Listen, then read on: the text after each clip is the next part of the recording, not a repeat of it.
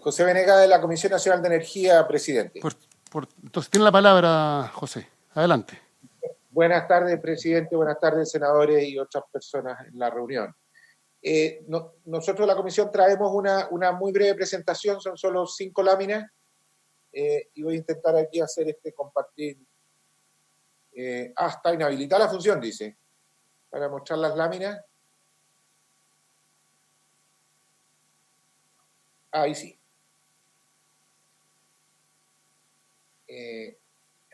Ahora estamos viendo. Ahí está. Muy bien. Bueno, nosotros nos vamos a referir como Comisión Nacional de Energía específicamente a los efectos, sin duda, sobre el sector eléctrico, ¿no? ¿Ahí se está viendo bien? Ya, qué bueno. Sobre el sector eléctrico, en aspectos bastante esenciales e incluso similares a los que se han comentado, ¿no? Entonces nos vamos a referir primero, en primer término, a permitir la morosidad injustificada de clientes o industrias de diverso tamaño, pequeño y mediano ciertamente, pero que sí pueden pagar y cómo esto socava, creemos, el desarrollo futuro del sector, ¿no? La regulación eléctrica chilena, que ha permitido el desarrollo más eficiente en Latinoamérica en términos de energía limpia, desde luego, se ha basado en un hecho que es muy fundamental, que es la certeza y razonabilidad jurídica de nuestras normas y de los contratos. A nosotros no nos parece recomendable crear una norma que exonere de la responsabilidad de pago o entregue facilidades que excedan a las de financiamiento de la empresa a un sector de consumidores que no necesita esas facilidades, no puede hacer uso oportunista de ellas. De hecho, hay una cosa evidente, ¿no? Otorgar facilidades de pago financiera a clientes que no las necesitan en la forma de decirles que pueden repactar las deudas sin multas ni intereses, sería muy difícil de explicar frente a un inversionista o a los otros inversionistas que están en el sector, que sí están sujetos a costos financieros para efectuar sus proyectos o deben decidir cómo localizar su inversión en función de la tasa de rentabilidad e interés de los mercados nacionales o internacionales, ¿no? O que incluso para paliar la falta de flujo de caja que puede derivarse de estos no pagos, tienen que endeudarse en la banca nacional o internacional. Entonces, crea un flujo de recursos, ¿no? Entre empresas privadas o entre personas privadas que no necesitan esta ayuda, ¿no? Que un sector de consumidores, como digo, residenciales, incluso empresas, que pueden pagar sus cuentas, queden habilitados por ley para especular, incluso se podría prestar esto una especulación financiera, ¿no? Yo no pago la cuenta, total, como esa deuda no tiene intereses, puedo invertir con esa plata y como esa deuda no va a tener intereses, mucho mejor que cualquier préstamo bancario, ¿no? Y no pagar los intereses involucrados y transferiría arbitrariamente, como digo, riqueza entre privados que no califican como sujetos de vulnerabilidad ni apoyo del Estado. Tal medida, como digo, iría directamente en contra de la perspectiva de mayor desarrollo de generación limpia, línea de transmisión, mejora de red de distribución y la entrada de cada vez más inversionistas que propenda, como queremos, a una mayor competencia y la consecuente reducción de precios futuros, ¿no? Eso específicamente como un beneficio que, como dijéramos, inmerecido para un sector de la población que no es el más vulnerable, ¿no? Y que podría incluso hacer un uso oportunista de estas ventajas. Un segundo elemento que vemos, parecido a la misma línea, y es que eximir a todos del corte por no pago de cuentas, de hecho castiga o puede ser más riesgoso precisamente para los más vulnerables. ¿Por qué? Porque, como decíamos, eximir a todos los clientes del riesgo de corte de luz frente a no pagar las cuentas del suministro, sin discriminar solo en favor de los vulnerables que de verdad no pueden pagar, aumenta el castigo, creemos, exclusivamente, precisamente para los más vulnerables. ¿Por qué? Porque la morosidad social universo más vulnerable, cuando está bien acotada, no resulta crítica para la continuidad operacional del sistema. De hecho, eso ya lo hemos medido y lo hemos estudiado, ¿no? Y por eso la propuesta del gobierno se centra justamente en ese universo de consumidores. O sea, hemos verificado que incluso al haber ahí un flujo de no pago, esto no es crítico para la operación del sistema.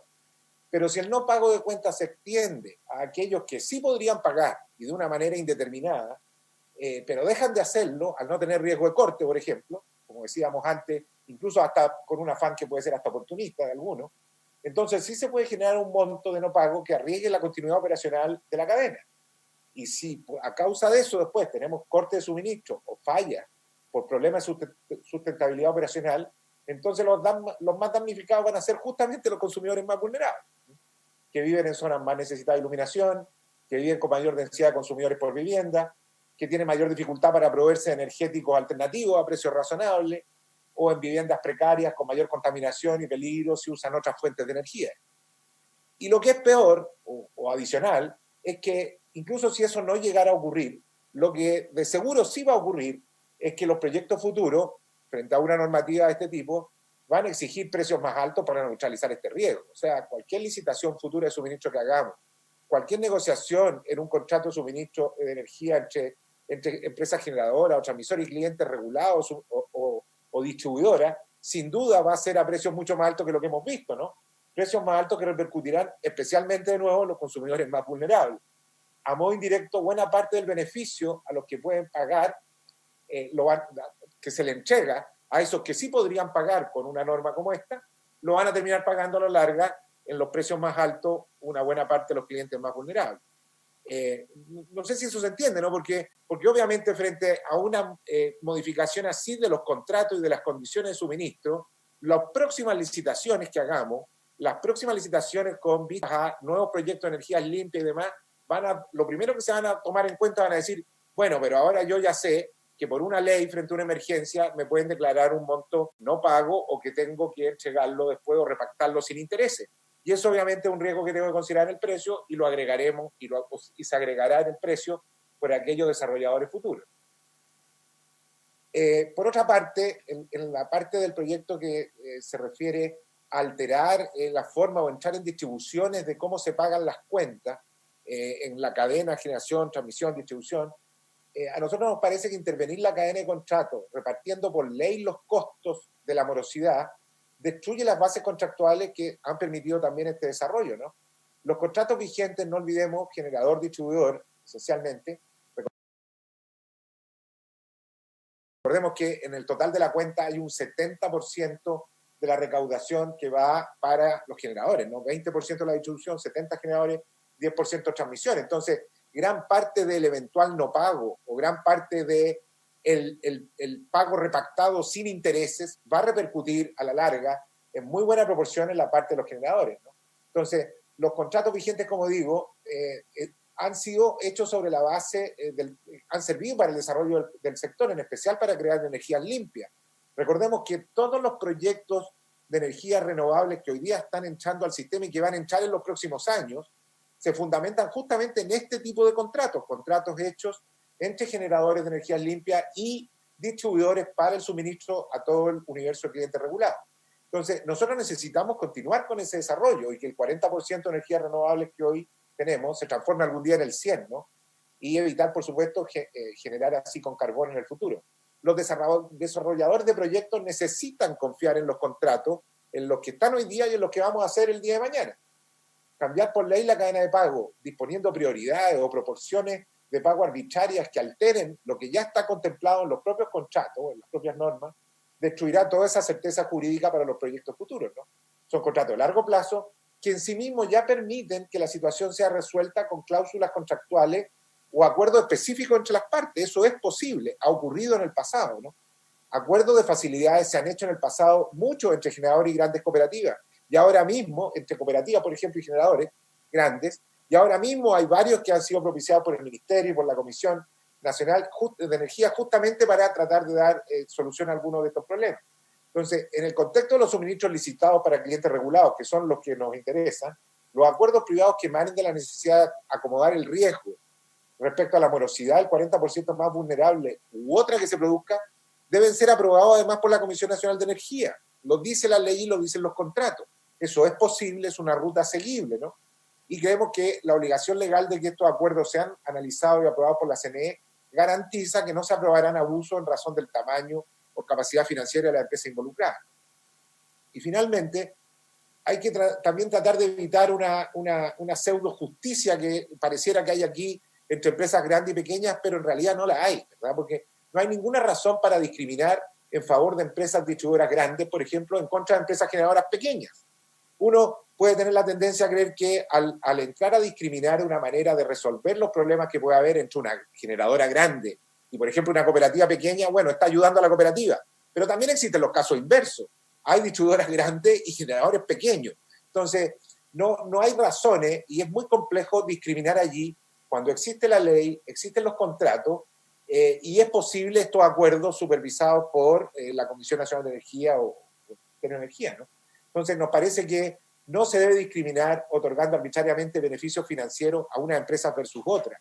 Además, acá tampoco el tamaño de las empresas, si bien en el caso de las cooperativas puede parecer más evidente, porque son empresas rurales y pequeñas y que parecen más necesitadas de una ayuda en una negociación con un generador grande, pero a la inversa hay otros casos, y no hay casos muy evidentes en que el tema del tamaño de la empresa, por ejemplo, distribuidora o generadora, tenga relación con su capacidad financiera o su capacidad de endeudamiento, su capacidad de negociación, ¿no?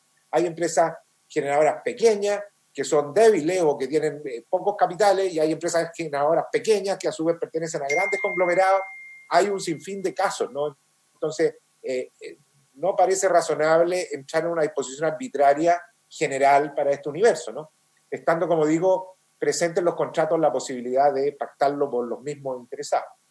Y finalmente, nos parece que no se deben alterar parámetros de la estructura tarifaria, como el límite de invierno, de forma indiscriminada, sin atender a los efectos de estas medidas, ¿no? La estructura tarifaria vigente en Chile obedece a equilibrio operacional y de costos que tienen múltiples funciones y están relacionados con la operación de la empresa y la eficiencia de todo el sector. Entonces, en particular la tarifa de invierno y los cargos por sobreconsumo forman parte de ese diseño, y no es posible intervenir arbitrariamente sin distorsionar toda la estructura, impactando incluso en la operación del sistema que da respuesta a los sobreconsumos de invierno. Estas señales, el armado del sector energía y de los contratos y de las cláusulas es delicado porque contempla elementos financieros, elementos económicos y también elementos operacionales. Esto del límite de invierno, así como lo eran las horas de punta, también responde a una realidad operacional, ¿no? Como decimos en la lámina, recientemente, en base a un informe técnico de la CNE respecto a las horas de punta del sistema, el Ministerio de Energía, mediante el decreto respectivo, eliminó las horas de punta de los meses de abril y mayo. Esta medida tuvo, por efecto también, que a lo mejor no se ha sabido tanto, eliminar el sobreconsumo de invierno justamente dichos meses.